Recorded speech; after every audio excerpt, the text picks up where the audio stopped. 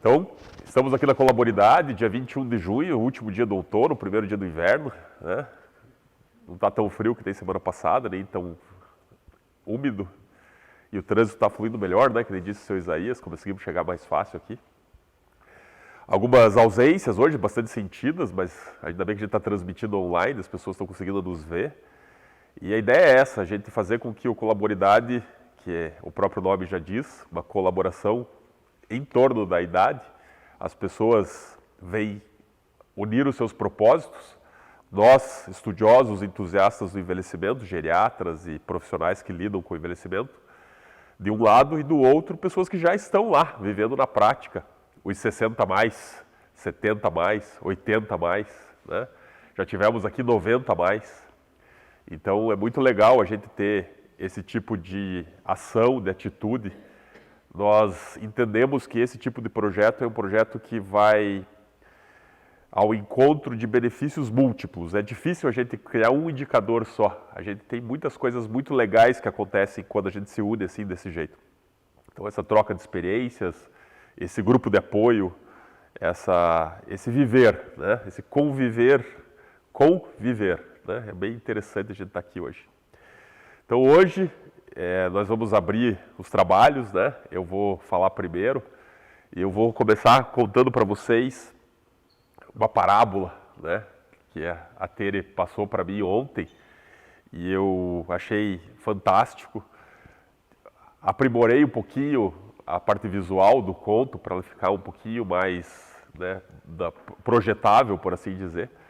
E é, na verdade, uma lição de vida bem interessante. Então, vou projetar para vocês, a gente vai começar com isso. Logo depois, eu mesmo vou falar para vocês sobre a inclusão social do idoso. Dando só um preâmbulo, uma introdução, vocês já acompanharam, né?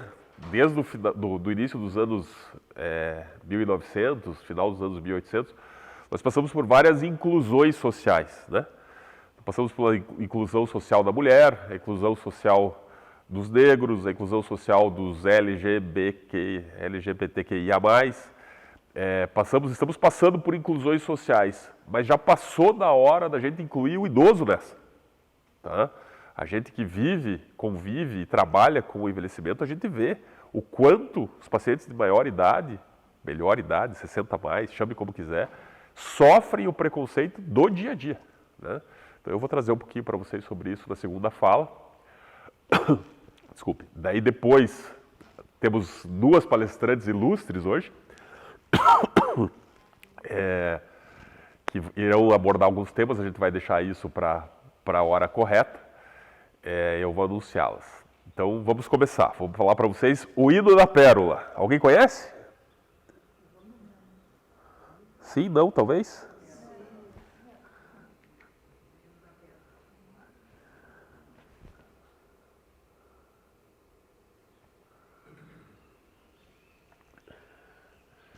Então, como eu comentei, foi o material que a Tere compartilhou comigo, foi tirado do Foster Perry, Quando um Raio Atinge um Beija-Flor. Achei bem interessante esse título. É bem legal quando as pessoas conseguem pensar fora da caixa e põem o nome no livro, que já tem, só no nome você já quer saber o que é, né? Como assim um raio atingiu um beija-flor? Né? De 1995, páginas 98 e 99. Era uma vez um príncipe de uma terra distante, a quem foi prometido que ele se tornaria rei se cumprisse uma tarefa especial.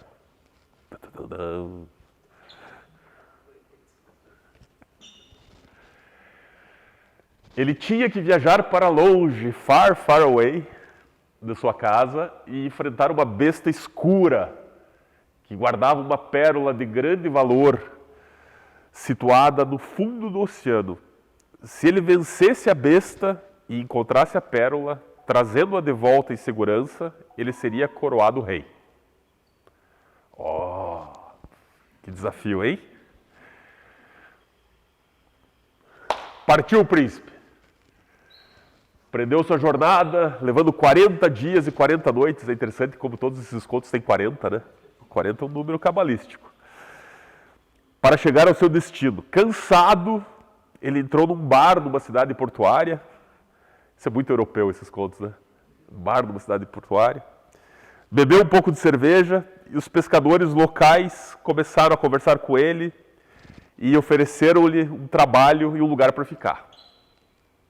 O que fez o príncipe? O que vocês acham? Ficou. Cerveja. Cerveja, trabalho, bar e besta. Você acha que eu sou... Que pérola o quê? Vou ficar no bar. Né? Aceitou a oferta. Né? Aceitou a oferta, passou a se vestir como os habitantes do lugar, comia o mesmo tipo de comida, aprendeu a pescar, né? Foi se relacionando, ficou noivo. Né? O príncipe também é ser de carne e osso. Né? E aí ele tornou-se indistinguível dos pescadores e esqueceu-se completamente da sua busca pela pérola. Interessante como isso, né? Vocês conseguem fazer uma analogia para algumas coisas de vocês? Como a vida às vezes nos atropela? Ou como às vezes a gente chega num lugar de conforto e lá fica? Enquanto isso, os pais do príncipe ficaram preocupados, o rei e a rainha, já que muito tempo havia passado sem nenhuma notícia dele. E eles decidiram lhe enviar um pombo com uma mensagem, recordando o seu verdadeiro propósito. Eu adoro essas histórias do pombo, né? Como é que o pombo tinha um GPS, né? Como é que ele achou lá? Como é que... Muito legal. Mas o pombo chegou. O pássaro voou lá para a taverna que o príncipe estava sentado tomando uma cerveja, pousou no ombro dele e só ele podia ver o pombo. Ninguém mais viu o pombo. Pousou no ombro e a mensagem do pombo penetrou no coração do príncipe. E ele começou a se lembrar da sua missão e quem ele era. Foi um chamado, ele foi tocado. Quantos de nós não acontece isso do nada? De repente se fala assim, se reconecta. Está indo para um lado, de repente você fala, não, mas espera lá, minha via principal é essa, o que eu estou fazendo aqui? Imediatamente o príncipe caminhou para fora da taverna, mergulhou no oceano, submergiu cada vez mais e mais, até que ele enxergou a besta. Ela era a encarnação de todos os temores deles, complexos, pensamentos negativos, tudo aquilo que ele nunca quis encarar estava lá naquela besta. De início ele ficou muito assustado, mas depois ele compreendeu que aquela besta não era real. Era somente um espelho da sua própria mente. Ele tinha que se enfrentar a ele mesmo. Era o príncipe contra o príncipe, a besta era ele.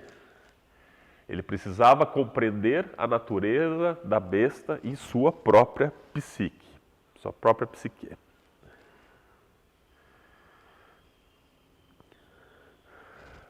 Percebendo que o príncipe não tinha medo, a besta moveu-se para o lado. O príncipe então mergulhou até o fundo do oceano, onde encontrou uma ostra imensa. Abriu a ostra e pegou a maior pérola que ele já tinha visto.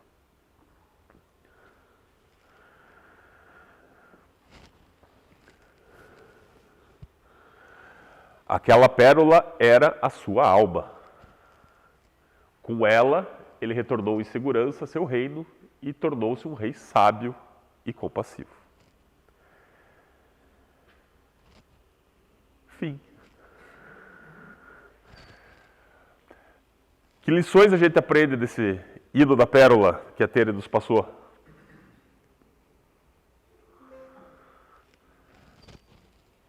Dona Lise,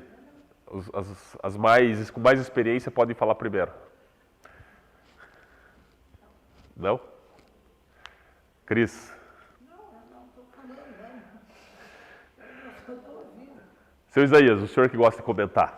Bom, já que me provocou, né? A gente pode fazer várias metáforas em cima da história aí.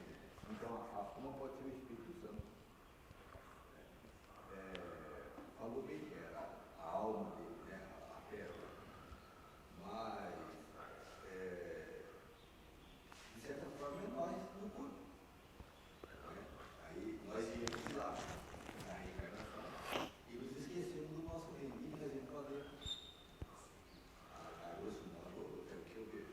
Perfeito.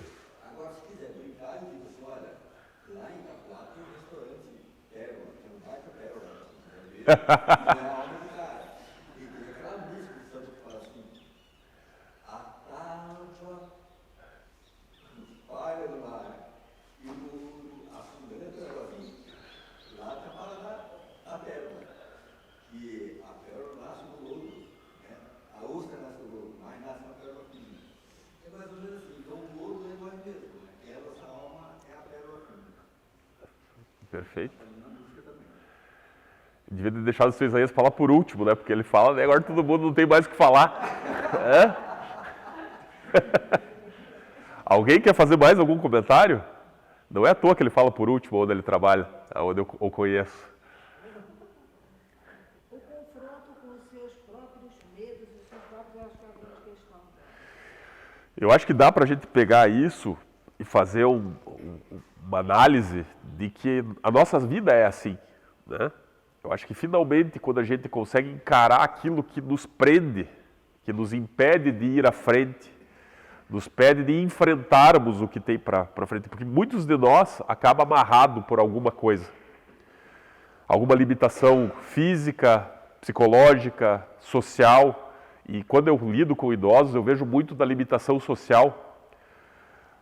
E nós vamos falar agora, vou aproveitar, fazer o gancho, como a sociedade impede que as pessoas vão atrás dos seus sonhos com mais idade. Nós mostramos aqui um áudio, um podcast do Boris Casoy, falando que com 80 anos ele foi atrás do sonho dele, que ele estava cursando veterinária, vocês lembram que estavam aqui? E aquilo é uma quebra de paradigma. Você imagina ele saindo do que ele estava fazendo, um apresentador super famoso, uma pessoa pública com a vida ganha, mas ele queria entender os animais. O que ele foi fazer? Ele fazia um curso de graduação de veterinária. Então isso é muito significativo, né? Isso tem um ponto interessante. Acho que esse enfrentamento é muito legal desse hino. Carlos, você que é talvez o que mais leu histórias e o que mais contou, com certeza. Se não foi o que mais leu, foi o que mais contou. Me diz o que você achou. Me lembrei do poema do Fernando Pessoa e também de alguma interpretação no aspecto junguiano das histórias, quando o teu lado sombrio, o teu lado obscuro, aquele que você deixa lá afastado e que de repente é o nada. São teus próprios medos, são teus próprios temores. E acho que, não me lembro se eu coloquei no grupo maior, uma frase do David Bowie, quando a gente se torna, envelhecer é tornar-se o que a gente realmente é. Quando você, que bobagem, eu tinha tanto tempo, eu fiquei. E daí a besta é exatamente esse aspecto da sombra, do que a gente mantém oculto, do que a gente tem medo da gente mesmo. Quando a gente, com o passar do tempo, vai percebendo que, sim, eu sou o anjo mais iluminado e sou o demônio mais terrível, por que não? Essa aceitação da gente saber da possibilidade. E é muito legal quando você fala do Jung, como a gente tem todos os grandes pensadores e as linhas, seja ela religiosa, seja ela filosófica, seja ela psicológica, psiquiátrica, todo mundo vai para a mesma coisa. Tem a besta dentro de nós mesmos, temos os lados claro, espiritual, iluminado, e o diabólico, sombrio, lodo, todos dentro de nós mesmos. E como o desafio das nossas vidas é a gente conseguir o equilíbrio e as escolhas, né? Enfrentando esses demônios, né? Muito legal, muito interessante. Mais alguém quer falar, doutor Antônio? Doutora Tere, dona do hino. Aquilo que a gente presta atenção aumenta. Ótimo. Então, se você ficar olhando para a cabeça, ela vai crescer. Né? Perfeitamente. O seu aluno, né?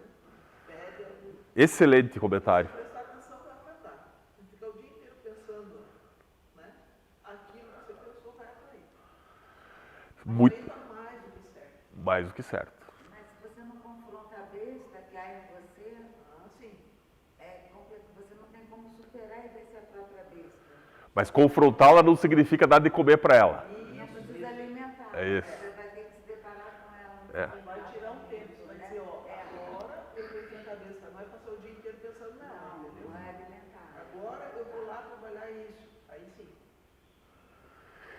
Uma vez,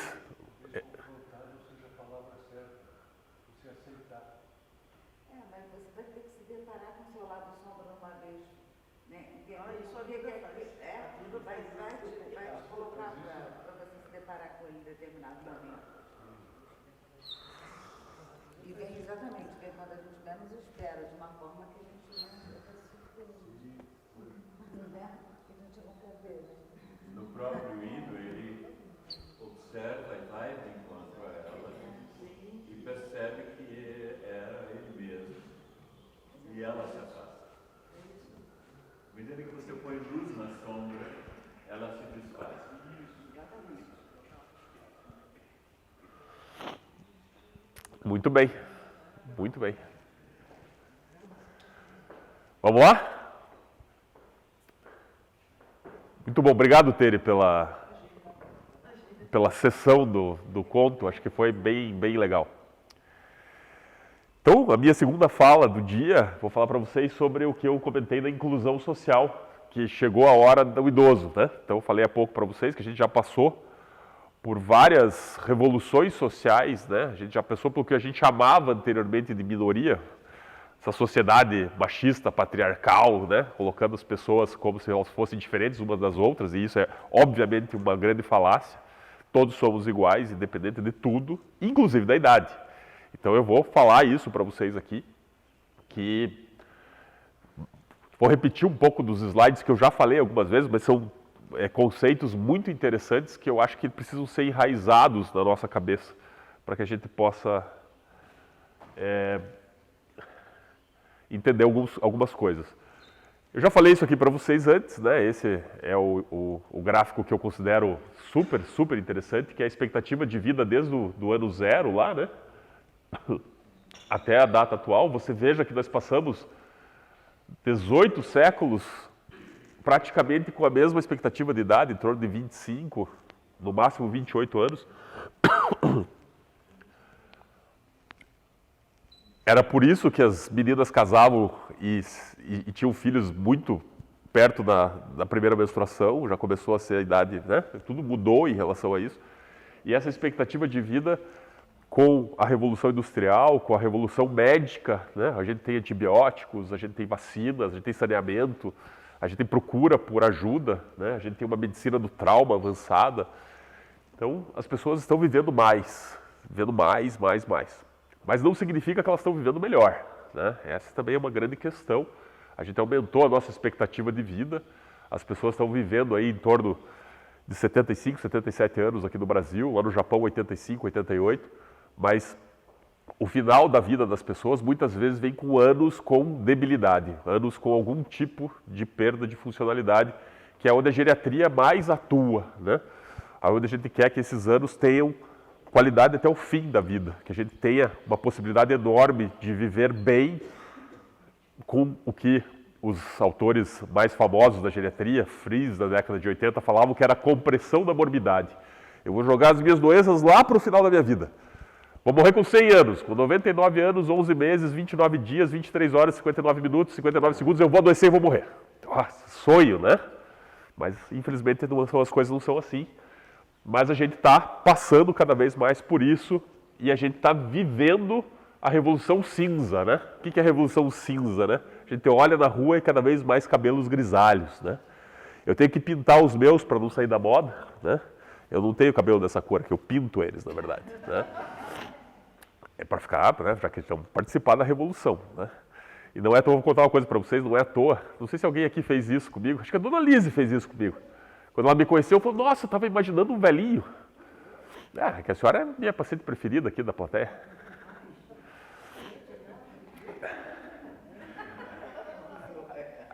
Mas eu estava falando, né? Então, a pessoa tem o imaginário popular que o geriatra tem que ser geriátrico. Não necessariamente, né? Existem geriatras mais novos, né? Então, essa é uma coisa que pode chamar atenção. Bom, aqui, quando eu falo em funcionalidade, já falei isso para vocês, sempre é bom a gente lembrar do que a funcionalidade está em cima de um binômio, que é a autonomia e a independência. A autonomia é eu tenho cabeça para pensar por mim mesmo. Eu tomo as minhas decisões, sou eu que sou o chefe do meu nariz. Eu decido porque eu quero, onde eu vou, etc. Isso vale para todos vocês, para quem nos escuta, o quanto é importante as pessoas tomarem as decisões por elas mesmas, independente da idade que ela tem, se ela tiver o poder de decisão. Ah, mas a minha família vai pensar. Ah, o meu marido vai pensar. Ah, os meus filhos, a minha filha. Gente, o nariz é teu. Entendeu? Você tem que tomar a tua decisão. Claro que você vai tentar sempre manter o equilíbrio, as boas decisões, mas exemplos são fartos, né? O exemplo mais clássico é aquele senhorzinho que ficou viúvo, coitado, que tem muito dinheiro e quer aproveitar a vida, e o filho fala, não, pai, o senhor está muito velho. O senhor vai viajar agora? O senhor vai para a Europa? Mas o senhor vai gastar tudo esse dinheiro? O senhor vai comprar uma moto? Gente, o dinheiro é dele. Quem ganhou o dinheiro foi ele. Isso precisa, é muito importante a gente ter isso em mente. Então essa é a autonomia. Claro que existem doenças relacionadas ao envelhecimento que fazem o poder de decisão estar sob júdice. E aí entramos nós. A gente precisa entender se esse comportamento cognitivo é um comportamento bom ou ruim. É um comportamento saudável ou doentio. Aí nós temos as ferramentas para a gente entender e fazer isso de maneira correta. Tá? Então, a decisão é a capacidade individual de decisão e comando sobre as ações, estabelecendo e seguindo as próprias regras. Do outro lado, eu tenho a independência. Independência é aquela capacidade de realizar o que eu quero. Pernas e braços funcionando, eu tenho habilidade motora, eu vou lá e faço. Eu não dependo de ninguém para fazer as minhas coisas. Eu tenho a habilidade de pagar minhas contas, eu tenho a habilidade de sair de casa e ir aonde eu quero, eu tenho a habilidade de usar os instrumentos do dia a dia, telefone, computador, fogão, faço jardinagem, limpo a casa. Eu tenho pacientes entre 95 e 100, não são muitas, mas eu tenho umas 2, 3 pacientes entre 95 e 100 que moram sozinhas. A família de cabelo em pé. Ai, meu Deus! Calma! Tá tudo bem, ela está se virando. A gente tem que colocar o conceito de segurança sem fazer o conceito de cerceamento. Eu não posso cercear, mas eu tenho que dar segurança. Esse é o desafio, porque a linha é tênue que separa. Mas é possível e a gente vai organizando para que as coisas sejam os mais seguras possíveis. Então eu tenho decisão e execução, autonomia e independência. Com isso eu consigo fazer o que a gente chama de atividades de vida diária e a gente tem a funcionalidade. Para que serve a funcionalidade? A funcionalidade serve para que eu tenha, o que eu falei para vocês, anos de vida até a minha morte, que até agora ninguém sabe com quantos anos vai morrer, mas a gente sabe que a morte é inevitável, né? A gente vai chegar lá no final da nossa capacidade biológica e a gente vai morrer. O que a gente quer? Que com essa funcionalidade a gente não perca, que a gente não fique incapaz funcionalmente. A gente chama isso de limiar da incapacidade. Quanto mais eu consigo cuidar da minha própria saúde, através das melhores escolhas, através do autocuidado, através do cuidado com o médico de confiança que está do teu lado, você conseguir promover um estilo de vida saudável, tratando as doenças que porventura você tenha, você vai aqui na curva mais escura e você vai chegar ao final da tua vida capaz, que é o que a gente quer, por isso que a gente está aqui hoje, inclusive. No entanto, pode acontecer algum problema de saúde que pode estar ligado a um estilo de vida que você não sabia que era tão maléfico quando você adotou. Exemplo principal é o cigarro, por exemplo. Começou a fumar lá com 15, 16 anos, era moda. Agora, 40, 50, 60 anos depois, está cobrando um preço muito grande para você. E você não consegue, às vezes, parar. Traumas. Ah, eu sempre gostei de moto. Pum, caiu, quebrou a perna. Amputou a perna. Acabou a sua funcionalidade. Você tem vida, obviamente, hoje você tem prótese, etc., mas a tua funcionalidade ela é complicada. Eu sou um comilão. Como, não faço exercício, não me cuido, não quero saber de médico. Estressado, durmo pouco, não cuido do meu sono, infarto. Pá! Infartei com 45 anos.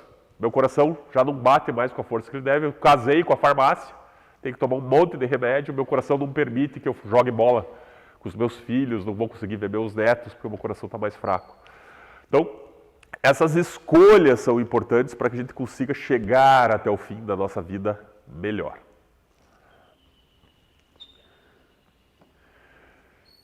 Quando eu falo da hierarquia das atividades de vida diária, da capacidade funcional, aqui é bem interessante para vocês saberem o que nós geriatras perguntamos para a gente conseguir ver se o nosso idoso ele é um idoso robusto, que acho que é o próximo slide, ou frágil. Né? O robusto é aquele que sai, faz compra sozinho e volta. E do outro extremo da fragilidade é aquele que não consegue nem sair da cama. Então, a gente não quer vocês aqui. Né? A gente quer vocês lá. A ideia é fazer com que todo mundo consiga se manter fazendo as próprias compras o maior tempo possível. Está aqui o robusto e o frágil, né? Então a gente tira alguns slides, a gente vai copiando da turma, né? Não citei aqui de quem que eu tirei, peço desculpas, está sendo gravado para a internet, mas isso aqui é público, né? Você dá um Google, você acha as imagens. Mas o conceito equivale. Né? Então nós temos o idoso robusto, que é aquela senhora que está ali lavando a louça, cozinhando, que faz as suas próprias coisas. E do outro lado nós temos o conceito da fragilidade, que é aquela pessoa que está na cama. Eu falei isso para vocês na vez passada que eu comentei sobre esse tema. A fragilidade, ela, só de olhar a gente já sabe que se tiver uma doença grave é muito risco de óbito. Então, quando a gente viu aquele atropelo de idosos na pandemia do Covid, foi isso aqui. Nós tivemos muitos pacientes que faleceram de muita idade, por quê? Porque não era o Covid. Era qualquer coisa que pudesse acontecer e ia levá-los de nós. Né? Só que o Covid não foi só isso, né? A gente viu o Covid levando pessoas que estavam muito robustas, mas tinham uma predisposição. Né? Então, isso é só para a gente citar. Então, a fragilidade é uma das coisas que a gente tem que detectar precocemente e tem que tratar. Perguntas. Vou fazer uma enquete. Quem já sofreu algum preconceito de idade aqui? Levante a mão. Nunca? Vou fazer a pergunta diferente. Quem aqui já foi, por causa da idade, sofreu uma piada, sofreu algum tipo de preconceito mesmo, né? Foi deixado preterido em relação a alguma coisa, ou levou uma crítica, sofreu alguma piada pelo fato de estar mais velho. Então, é interessante poucas pessoas levantarem a mão, porque a gente está com isso tão enraizado na nossa sociedade que vocês não consideram isso anormal. Tá? Eu tenho certeza absoluta que no último mês vocês sofreram algum tipo de preconceito e vocês não se tocaram. Tá? Eu tenho certeza. Tá? Por quê? Porque esse preconceito está tão enraizado, é tão cultural na nossa sociedade, a gente tirar sarro do velho, que a gente não se toca que isso é errado. Eu me lembro de vários, assim, eu me lembro quando eu estava estudando geriatria, a gente perguntava para um dos nossos professores, saudoso, Dr. Maurílio, Dr. Maurílio, meu Deus, como é que o senhor aguenta? Porque a gente está indo lá se servir no buffet, tem uma senhorinha de 90 anos que ela está escolhendo cada folhinha que ela quer comer e está todo mundo atrás com pressa. Ela diz assim, gente, mas qual que é o problema? Aí a gente perguntava para ele assim, mas meu Deus, aquela senhora, ela ficou muito chata. Ou aquela outra senhora ficou muito querida. Ele falou, olha, e esse é um ensinamento que ele nos deu bem interessante. Com o envelhecimento, a gente só exacerba o que a gente já é. Se você é um doce enquanto mais novo, você vai se tornar uma pessoa muito doce mais velha. Se você é uma pessoa turrona, meu Deus do céu, teus netos não vão te aguentar. Mas dá para melhorar, né? Dá para enfrentar a besta. Né? Acho que isso é uma coisa bem importante que a gente tem que ter.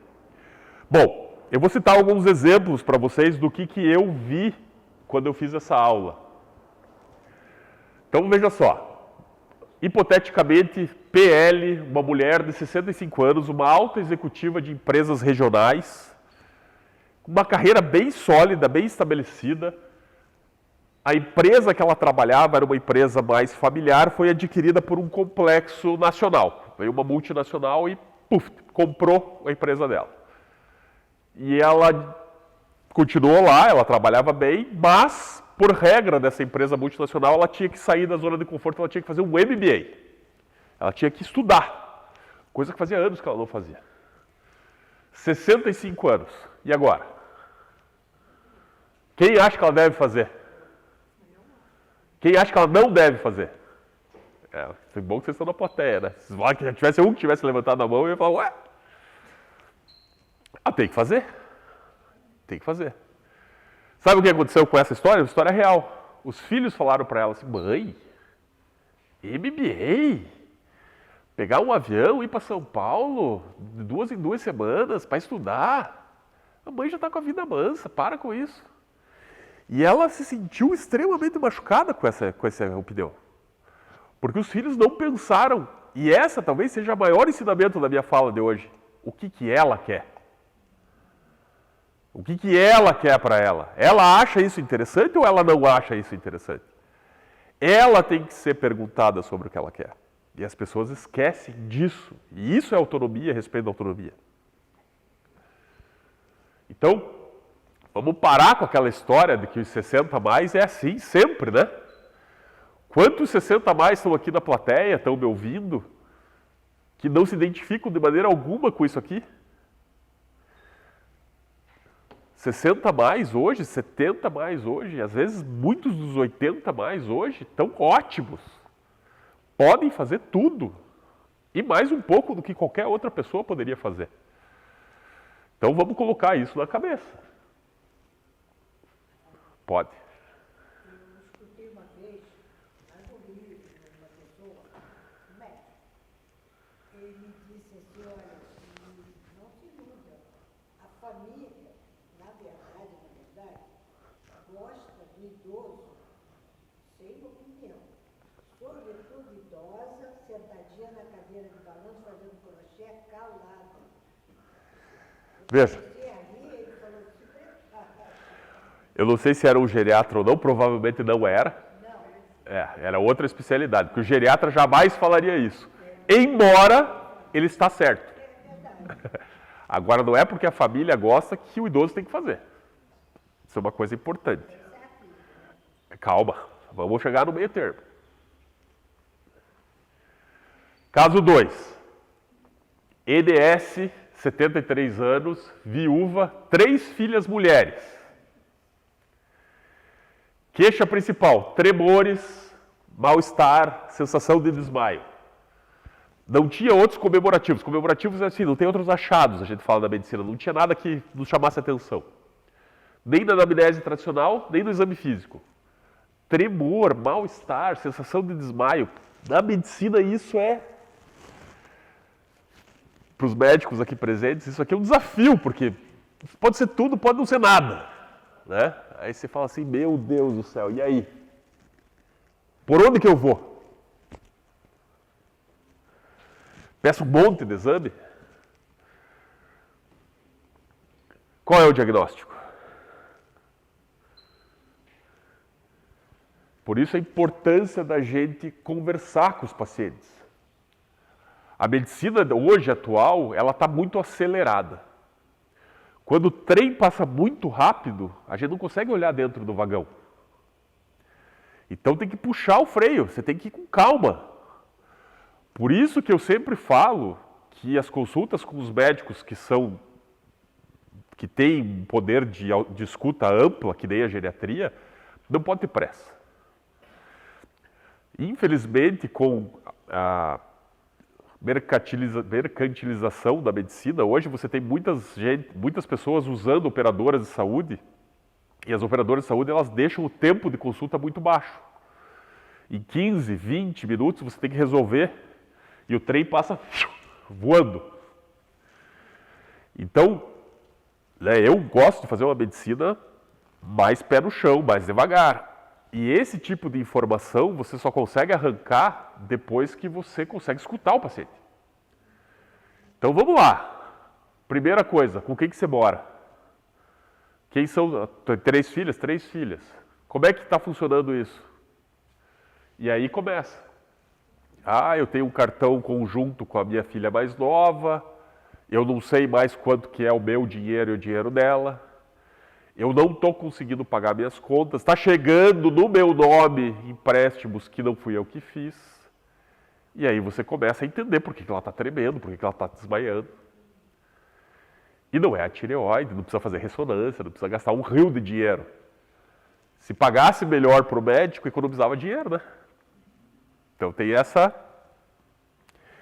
Então, nesse caso, uma violência financeira contra o idoso.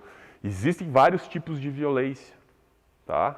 Essa é uma, mas existem outros tipos de violência, de cerceamento, violência física, violência moral, violência verbal, né? Isso não pode acontecer.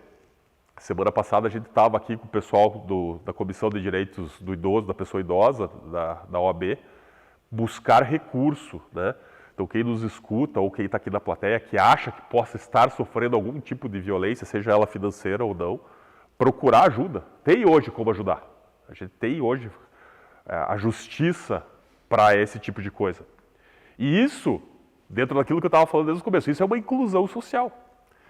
Assim como a gente tem várias pessoas, né, hoje está muito em voga o racismo pela cor da pele, né? Você vê o Vini Júnior, vê as pessoas, e veja, isso para mim é incabível, né? Descabível, incabível, não tem como você pensar que isso é uma coisa que possa existir numa sociedade em 2023.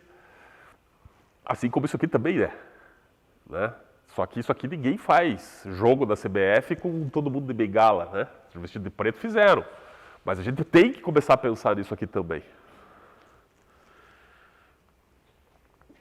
Caso 3, esse caso, RVF, mulher de 100 anos.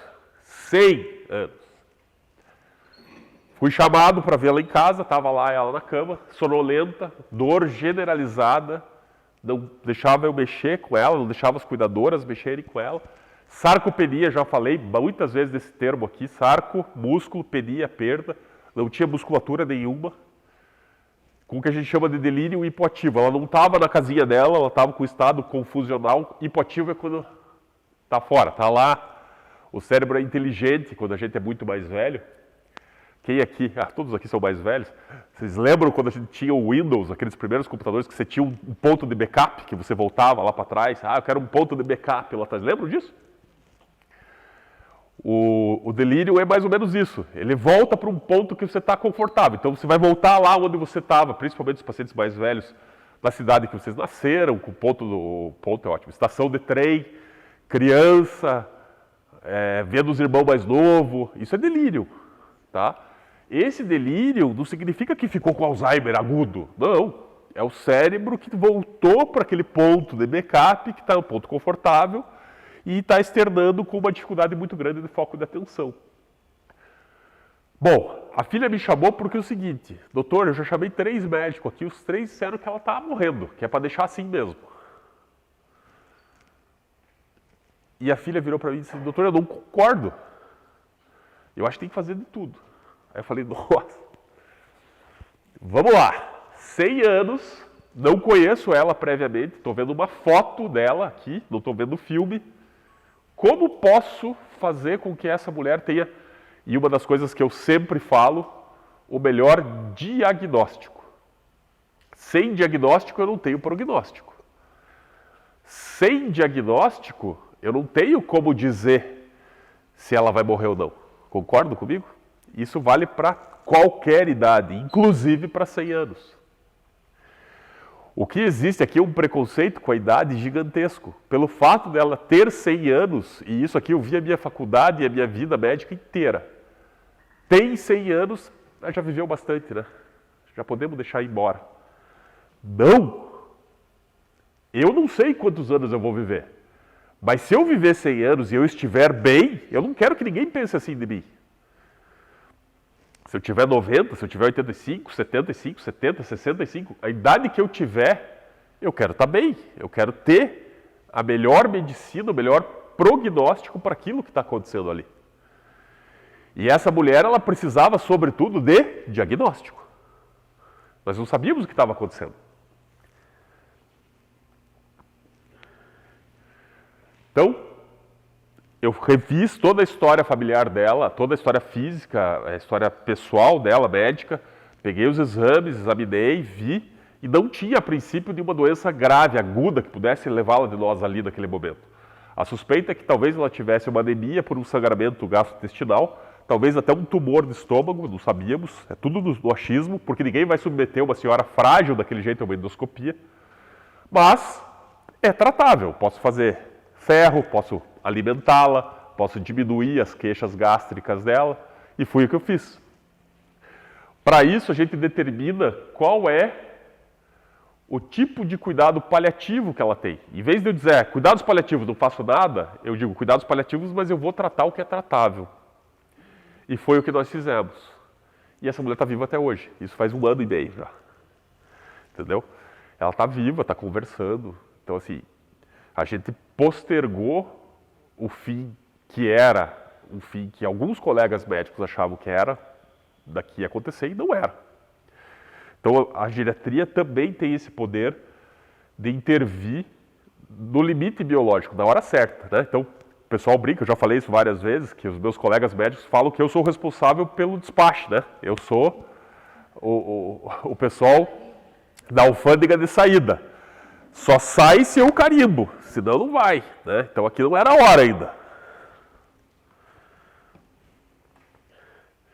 Então, idadismo, etarismo, ageísmo são traduções para o termo em inglês do ageísmo, criado pelo médico psiquiatra Robert Neil Butler para definir o preconceito baseado na idade.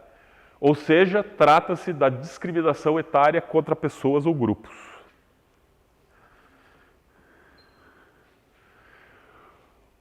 A Organização Mundial de Saúde, ela já tem um documento gigantesco dizendo que a gente tem que começar a conversar sobre isso várias vezes. As pessoas não estão falando sobre isso, a gente precisa falar sobre isso. Por quê?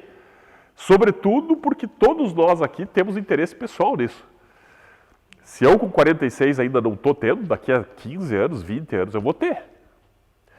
As pessoas que estão hoje com 18, 20, 25, 30, elas precisam entender que se tudo der certo para elas, elas vão chegar nos 60, 70, 80. Só que a gente precisa melhorar a nossa sociedade como um todo.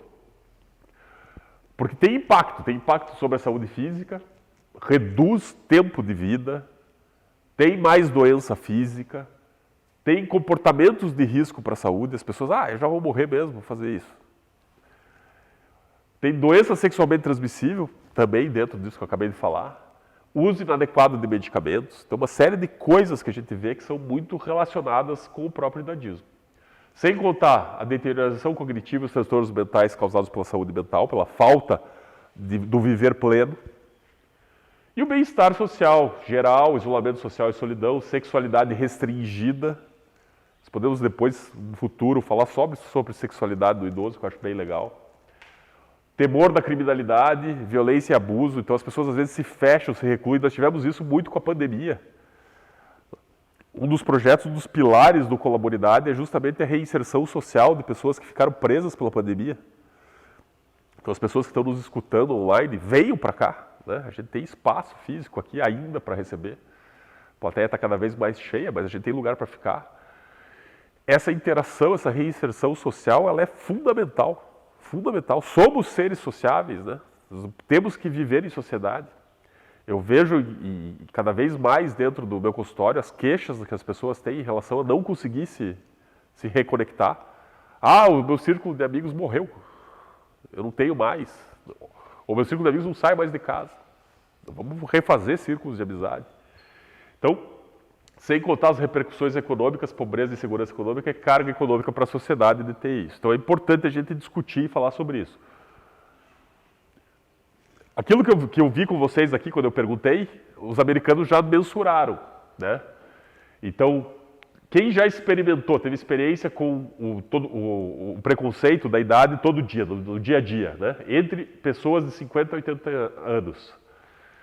65% já tinham sido expostos, 45% em relações interpessoais, e 36% internacionalizaram. Então, dentro dele mesmo, enquanto idoso, ele acha que pela idade ele não podia fazer aquilo. Então tem um alto preconceito. Não é para mim. Não devo fazer. Então, pense o quanto isso pode repercutir no próprio padrão de vida da pessoa. A gente tem que tirar isso, tem que combater. Como nós podemos combater? Essa é a pergunta. As vidas negras importam, certo? As vidas idosas importam.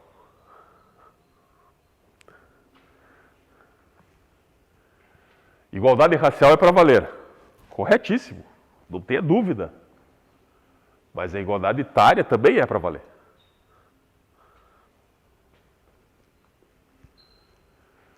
Lugar de mulher é onde ela quiser. Sem dúvida. Lugar da mulher idosa também é onde ela quiser. Sem dúvida.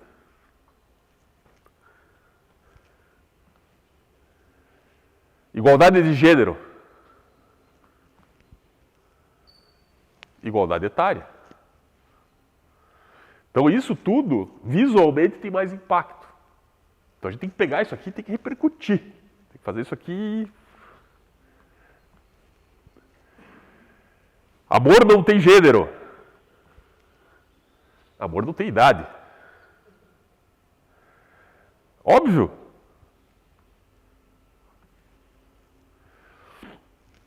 Caminhando para o final já, então as organizações de saúde pan-americanas, mundiais, elas têm documentos que falam que a gente tem que combater o idadismo. Como que a gente pode combater o idadismo?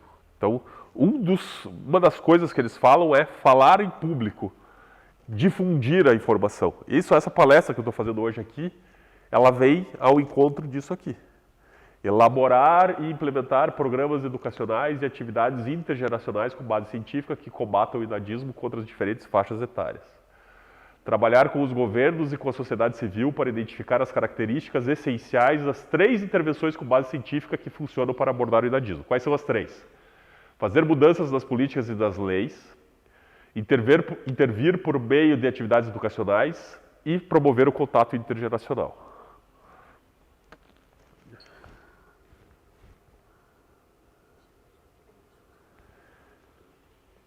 A vida é realmente muito curiosa. Quando nós éramos mais novos, quando a gente tinha 18, 20 anos, a gente queria viver a vida, a gente quer os nossos sonhos, a gente quer tudo. Eu quero dinheiro, eu quero viajar, eu quero... Mas aí vem a vida e diz assim para você, você é novo demais para isso. E a vida realmente é muito engraçada, porque depois que a gente fica mais velho, que a gente tem poder para fazer as coisas, vem a vida, vem a sociedade e diz, você é velho demais para viver seus sonhos. Qual é a conclusão que a gente chega? Viva os seus sonhos. Sempre alguém vai dizer para você que ou é cedo demais ou é tarde demais. É só você que pode dizer se é a hora. Papa Francisco disse, os idosos também precisam sonhar.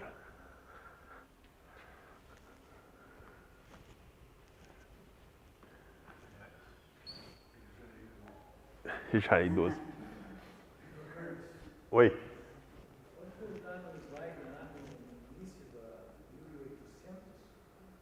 Posso.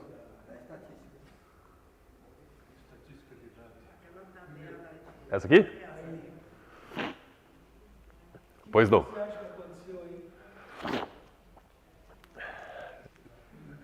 Você quer a visão científica ou você quer a visão...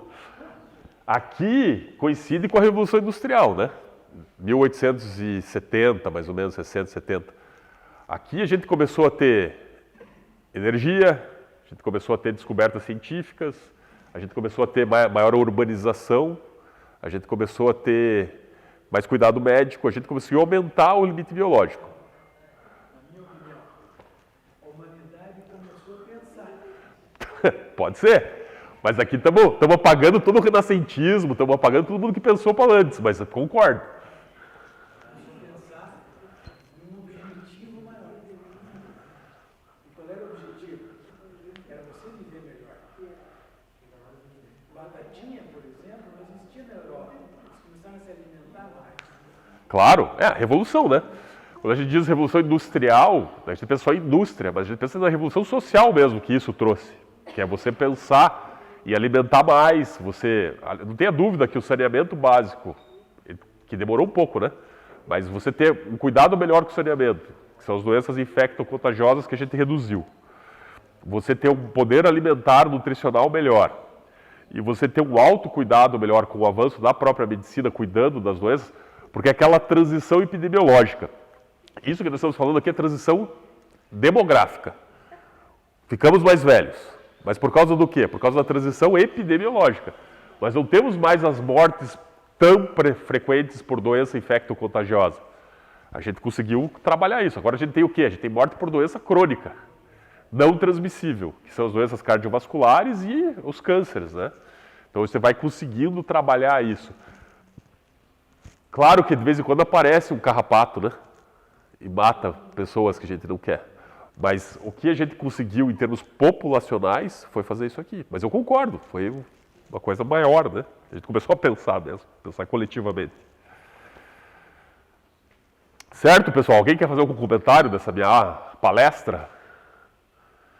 Muito obrigado. Quando todo mundo fica quieto olhando assim é porque